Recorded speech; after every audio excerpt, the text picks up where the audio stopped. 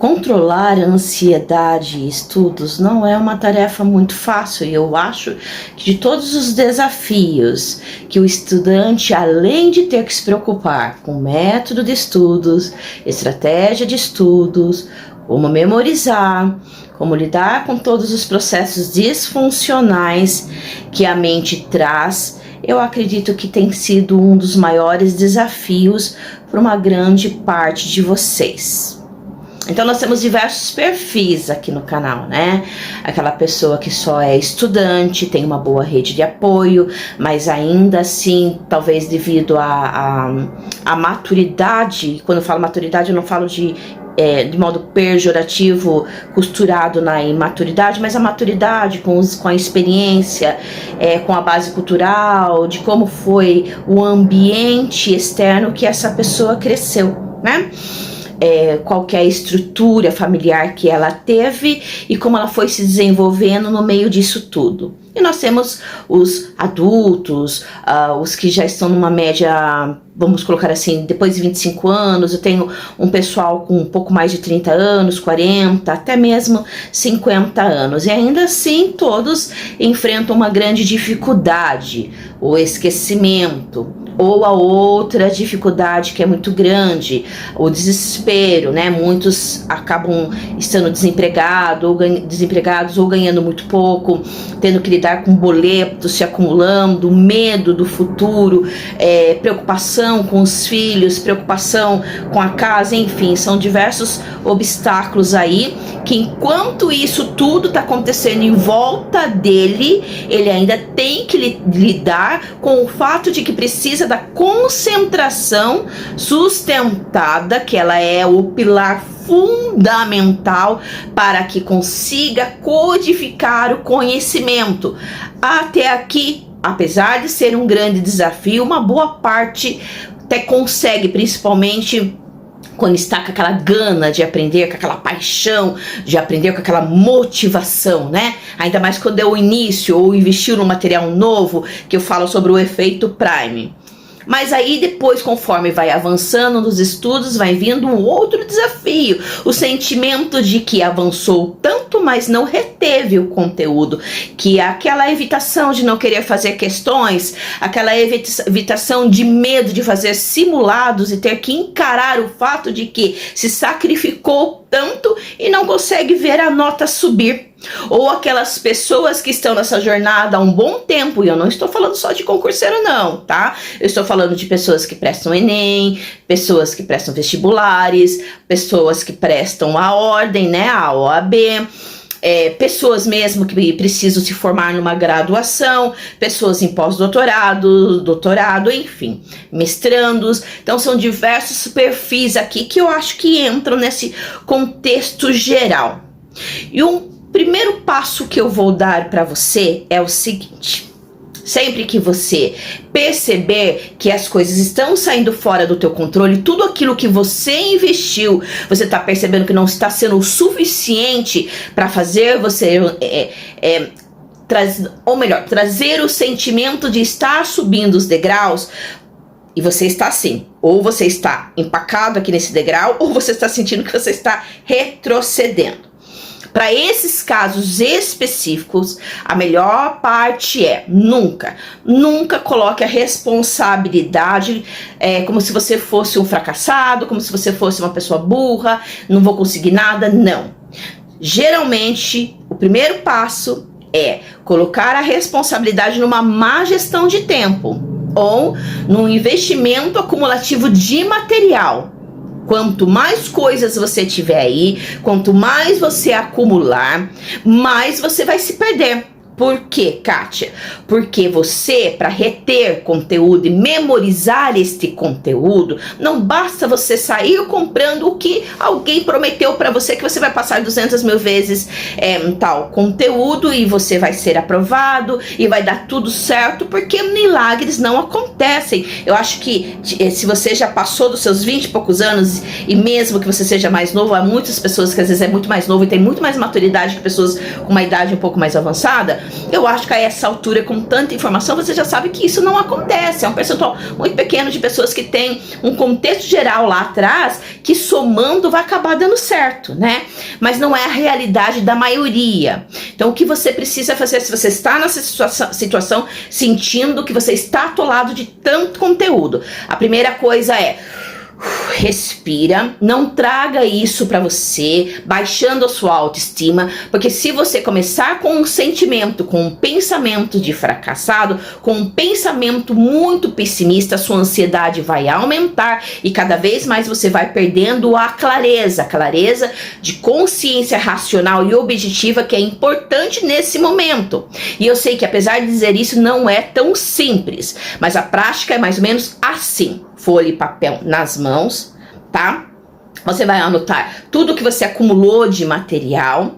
De repente uma prova, vamos supor, o que aconteceu com o pessoal do Ministério Público de São Paulo, descobriu-se que a banca é FGV. Tudo bem, provavelmente não vai ter tanta alteração no conteúdo. Então o que a pessoa vai fazer? Sempre, se eu estudava teoria com questões, agora eu vou continuar estudando teoria e fazendo questões. FGV, o duro é ser uma banca que surgiu do nada e nem tem questões. Então procura ter sempre um olhar positivo, um olhar menos pessimista, para que não ative os seus estados primitivos e deixando você com um sentimento muito ruim de medo, que vai piorar muito a sua visão de organização e afetar sim o seu resultado final, tá?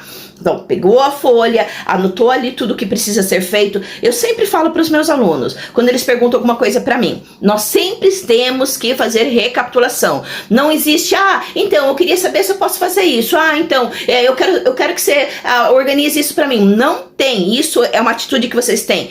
Eu sempre falo para eles, comigo e com vocês em tudo. Não dá para avançar sem antes olhar para trás e analisar o bolo ou o progresso que tem aqui. Jamais. Retroceder para olhar o que você tem é fundamental para que você possa avançar. Porque quem precisa de um direcionamento para avançar, que não está conseguindo enxergar, não está conseguindo tomar uma decisão, precisa ser olhado para aquilo que tem aqui, para ver o que pode aproveitar, para ver o que precisa melhorar, qual de fato é o déficit, o que tem desse excesso, o que eu vou escolher, daqui o que eu vou tirar, daqui o que eu vou manter, fazer um cálculo estratégico, quantas horas eu tenho de fato, desse material que eu tenho aqui, como que eu vou fazer esse cálculo para analisar, se tá daqui 1 mês vai sair, se é daqui 3 meses, se é daqui a 6 meses, olho aqui esse bolo que eu tenho, vou organizar cada um nas suas caixinhas, vou anotar, vamos supor, saiu um outro aí que eu também tô querendo agregar, digamos que você seja concurseiro, nesse caso você vai analisar, vai ter um prazo, você vai ter que analisar o que você já fez de errado para ter certeza que não vai cometer o mesmo erro de cair nas mesmas armadilhas. Então você tem que anotar isso. Não, sempre tive mania de ficar pegando as coisas em cima da hora. Muitas das vezes eu não conseguia a minha aprovação, porque eu precisava de tempo hábil para ter memorizado. E aí eu não tô nem bem nas minhas matérias básicas, eu tô fazendo questões e tô errando muito. É hora para tentar, além do que eu já tenho, pegar mais alguma coisa? Então você tem que aprender a responder esses questionamentos. E não adianta, porque não tem um outro processo. Porque se você avançar nesse processo sem olhar para trás, sem colocar aqui e analisar de modo frio, de modo racional, deixando seus sentimentos e medos ali, mas pensando por si em planejamento e estratégia, você pode ter certeza que se você for empurrando sem ter essa visão, você vai empurrando com um baita de um bolo aqui no peso, aqui no peito, aqui ó, a garganta entalada, como se tivesse míope, caminhando cegamente, sem ter controle, que é o que a maior parte faz. É como se você estivesse dirigindo sem freio, sem ter noção aonde você freia, aonde você deve acelerar, aonde freia, aonde deve acelerar, né? Se você aperta no acelerador e vai com tudo, e aí nesse caminho você vai deixando coisas para trás, e depois bate no poste lá na frente, ou vai freando tanto que nunca vai chegar em lugar nenhum, e aí quando chegar talvez já seja muito tarde, tá? Então é muito importante entender que você é o mais importante do que o carro, porque você que vai manejar ele. Você é mais importante que o material que você comprou, porque para que esse material dê certo, depende de como tá a sua visão estratégica em como vai ter que direcionar e administrar isso. Portanto, não adianta você investir em mentoria, não adianta você comprar coisas prontas se você, como piloto, não está com um olhar estratégico e ciente das suas fraquezas e das suas fortalezas. Vocês entendem aonde eu quero chegar? Tudo que vocês trouxerem no campo externo para dentro daquilo que vocês precisam é só um mero instrumento, é como um carro que você investiu. Mas se você tem tem um carro de Fórmula 1, se você tem uma Ferrari, mas se você não é um bom piloto, você vai bater no poste da mesma forma. Depende muito mais de quem pilota do que do instrumento em si. Vocês estão compreendendo? Por isso que é muito importante desenvolver essas capacitações estratégicas, que é onde eu procuro trazer esse pilar para todos vocês, tá? Se você está chegando aqui no canal, já até peço para você olhar aqui nos links os nossos grupos, para que você esteja sempre a par das nossas tarefas, das nossas informações, das nossas ferramentas, tá bom? Também não esqueçam que loguinho a gente vai trazer aquela estrutura de um site que a gente vai lançar, que vocês vão gostar bastante também, com um valorzinho assim, que eu acho que vai caber no bolso de todo mundo, para trazer esse processo de conscientização, né?